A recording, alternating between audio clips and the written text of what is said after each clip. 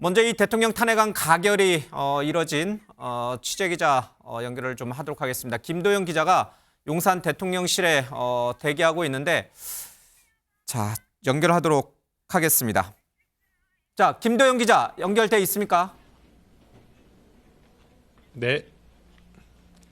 네, 관저에서 국회 상황을 지켜봤던 윤석열 대통령이 입장을 내놓았습니다. 윤 대통령은 탄핵안이 가결된 지 1시간쯤 지난 시점에 입장을 내놓았는데요.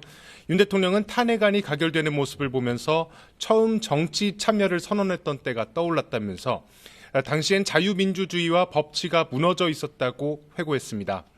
임기를 시작한 이후 원전 생태계 복원과 한미일 공조 복원, 4대 개혁을 추진하며 큰 보람을 느꼈다고도 덧붙였습니다. 윤 대통령은 잠시 여정을 멈추게 됐다면서 그동안 노력이 허사로 돌아가지 않을까 답답하다고 밝혔습니다. 그러면서 절대 포기하지 않겠다고 강조했는데요.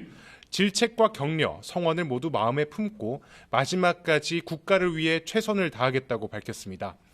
정치권을 향한 당부도 내놓았습니다.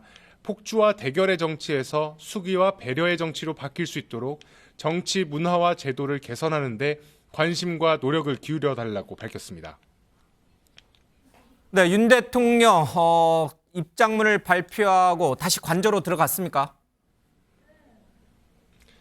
네, 국회로부터 탄핵 의결서를 전달받은 직후부터 윤석열 대통령의 직무가 정지되는데요. 조금 전인 7시 24분 국회로부터 대통령실이 탄핵 의결서를 전달받았습니다. 앞으로는 한덕수 국무총리가 공식적으로 권한대행을 맡게 됩니다.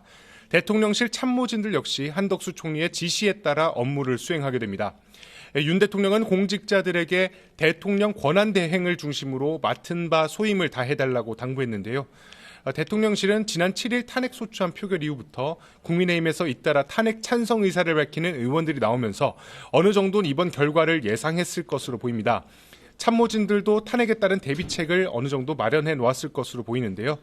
윤 대통령은 직무가 정지된 상태에서 헌법재판소 변론을 준비하고 향후 사정당국의 수사에 적극적으로 대비할 것으로 보입니다. 지금까지 대통령실에서 MBN 뉴스 김도형입니다.